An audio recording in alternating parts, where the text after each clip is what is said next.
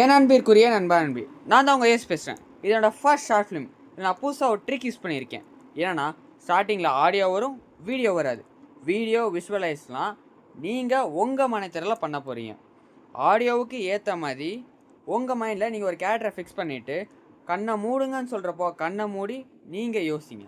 ஒரு new experience தான். இப்போது கண்ணை மூடுங்க. 3, 2, 1 கோ.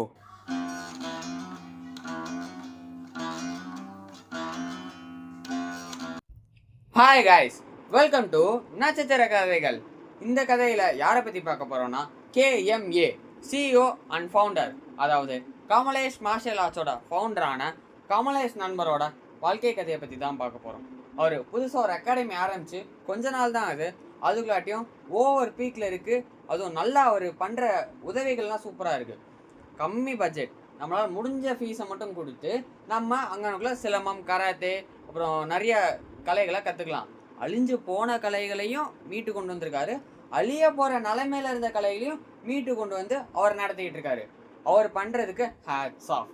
உங்களால் முடிஞ்சதை நீங்கள் அவருக்கு ஹெல்ப் பண்ணுங்கள். அவரோட வாழ்க்கை கதையை பற்றி பார்ப்போமா? இப்போ கண்ணை திறங்க. சின்ன வயசுலேருந்து சிலம்பம்னா ரொம்ப பிடிக்கும். அதை விளையாட்டுத்தனமாக சுற்ற ஆரம்பித்து கொஞ்சம் கொஞ்சமாக ப்ராப்பராக கற்றுக்க ஆரம்பித்தேன். அதில் எனக்கு பெரிய ஆளாக சாதிக்கணும்னு ரொம்ப ஆசை இருந்துச்சு.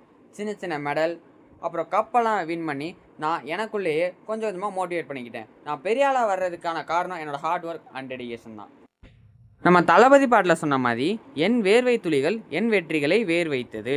அதே மாதிரி நீங்கள் ஹார்ட் ஒர்க் அண்ட் டெடிகேஷனாக இருந்தீங்கன்னா உங்களோட சக்ஸஸ் ரொம்ப பெருசாக இருக்கும். So be confident. நான் புதுசாக எப்பவும் கிளாஸ்க்கு போகும்போது புதுசாக நிறைய கற்றுக்க போகிறோம், புதுசாக நிறைய சொல்லித்தர போகிறோம், புது புது பீப்பிளை பார்க்க போகிறோம், அவங்கக்கிட்டேருந்து நம்ம நாலேஜ் கெயின் பண்ண முடியும் அப்படின்ற ஒரு மைண்ட் செட்டோட தான் போவேன்.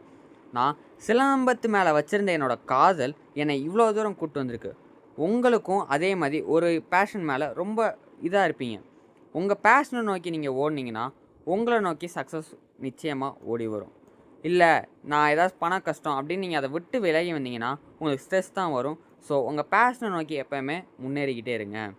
இன்றைக்கி நான் ஏன் அகாடமியை எப்படி நடத்துகிறேனோ அதே மாதிரி வருங்காலத்தில் உங்களால் முடிஞ்சதை நீங்களும் பண்ணுவீங்க. உங்களுக்கும் தனி அகாடமி ஆரம்பிக்கலாம், இல்லை நீங்கள் என்னவாக போகிறீங்களோ அப்படி மாறலாம். ஸோ உங்கள் லட்சியத்தை மட்டும் பார்த்து நேராக போயிட்டே இருங்க. எப்படி நான் என் லட்சியத்தை நோக்கி ஓடினேனோ அந்தமாதிரி நீங்களும் போங்க. இங்கே சக்ஸஸ் ஆப்ஷன் இல்லை, that is must for every one. To sustain the society we have to succeed in our life.